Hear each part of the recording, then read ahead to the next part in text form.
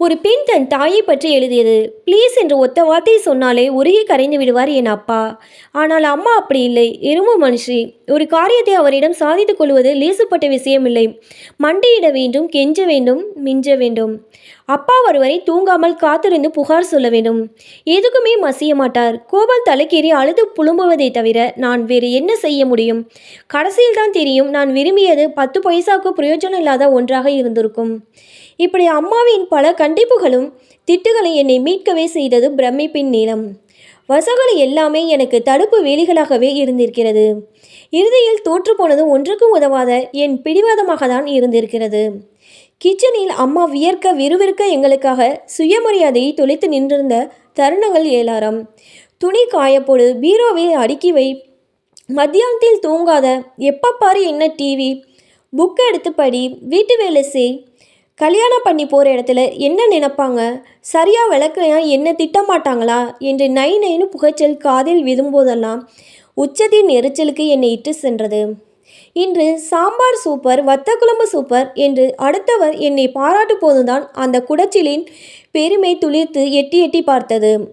மெல்ல என் மரமண்டைக்கு விசையை ஏற ஆரம்பித்தது. இதிலும் நான் தான் தோற்று போனேன்.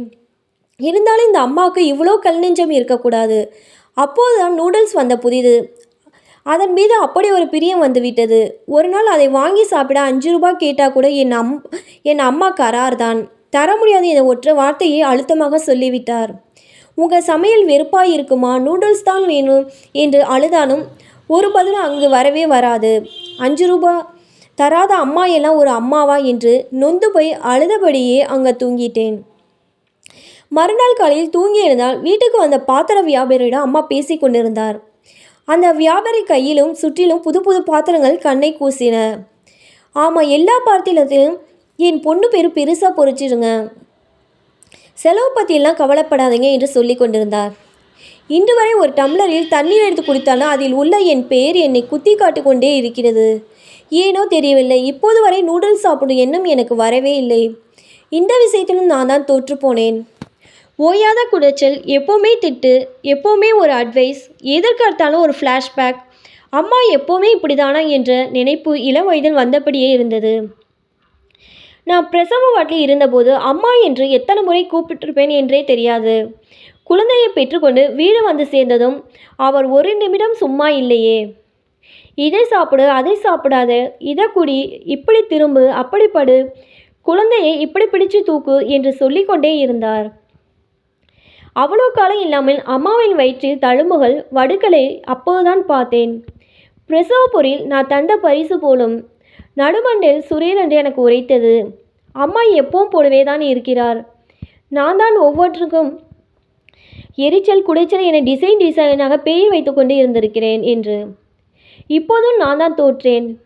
என் மகள் குட்டி தேவதை போலே இருப்பாள் என்று கற்பனை செய்து கொண்டு தையல் மிஷின் கைத்தறி துணியில் பாவாடை தைத்து உடுத்தி அழகு பார்க்கும்போது கூட எனக்கு கண்ணில் பட்டது என்னவோ அதில் தொங்கிக் கொண்டும் ஒட்டி கொண்டும் இருந்த கலர் நூறு தான். இந்த ட்ரெஸ்ஸெல்லாம் நல்லாலமா, நூல் நூலாக தொங்குது, இதை பார்த்தா என் ஃப்ரெண்ட்ஸ் கிண்டல் செய்வாங்க. தைத்த 2 நிமிஷத்திலே கலட்டி முகத்தில் எறிந்த நிகழ்வின் காலம் உருண்டாலும் இன்னமும் வலித்து கொண்டே இருக்கிறது. இவ்வளோ பெரிய பெண்ணாகி இன்னும் ரிப்பன் வைத்து சட பின்னிக்க தெரிலையா என்ற அம்மா திட்டிய அதே வார்த்தைகளை இன்று என் மகளிடம் என்னையும் அறியாமல் சொல்வது வியப்பாக உள்ளது. எவ்வளோ பெரிய தீர்க்கதரிசி என் அம்மா. இந்த விஷயத்திலும் நான் தான் தோற்று நிற்கிறேன். ஏனோ தெரியவில்லை, என்னை பார்க்கும் போதெல்லாம் ஓயாமல் சொல்லும் போய், ஏன் இப்படி இழைச்சிட்ட, ஏன் இப்படி கருத்து போயிட்ட என்பதுதான். தட்டில் சட்னி மீது இருக்கு பாரு, அதுக்காக இன்னும் ஒரே ஒரு தோசை என்று சாக்கு சொல்லி சுட சுட சுட்டும் போடும் அழாதியே இன்று தனி அழகுதான். சாப்பிட்ட பிறகுதான் தெரியும் சட்னியை முன்கூட்டியே தட்டில் அதிகமாக ஏன் வைத்தார் என்று. அந்த அன்பின் சூட்சமாக கூட தெரியாமல் அப்போதும் நான் தான் தோற்று நிற்பேன். எத்தனை விஷயத்தில் தான் நான் இப்படி தோற்று கொண்டே இருப்பேனோ தெரியாது. இந்த தொடர் தோல்வி எனக்கு பிடித்திருக்கிறது. காரணம், என் அம்மா சலிக்காமல் வெற்றி பெற்று கொண்டே இருப்பதால். உலகின் தலை சிறந்த முதல் தியாகி அம்மா மட்டுமே. சொக்கி போகும் முதல் உலக அழகிகளும் இவர்களே. உலகின் மிகப்பெரிய பொருளாதார மேதையும் அம்மா மட்டுமே. எத்தனை இடர்பாடுகள், எத்தனை துயரங்கள், எத்தனை வழிகள் வந்தால் என்ன, உலக உருண்டையில் கலந்துவிட்ட இந்த தாய்மையானது அனைத்தையும் புரட்டி போட்டுக்கொண்டு மேலே சென்று கொண்டே இருக்கும். எல்லா அம்மாக்களுக்கும் சமர்ப்பணம்.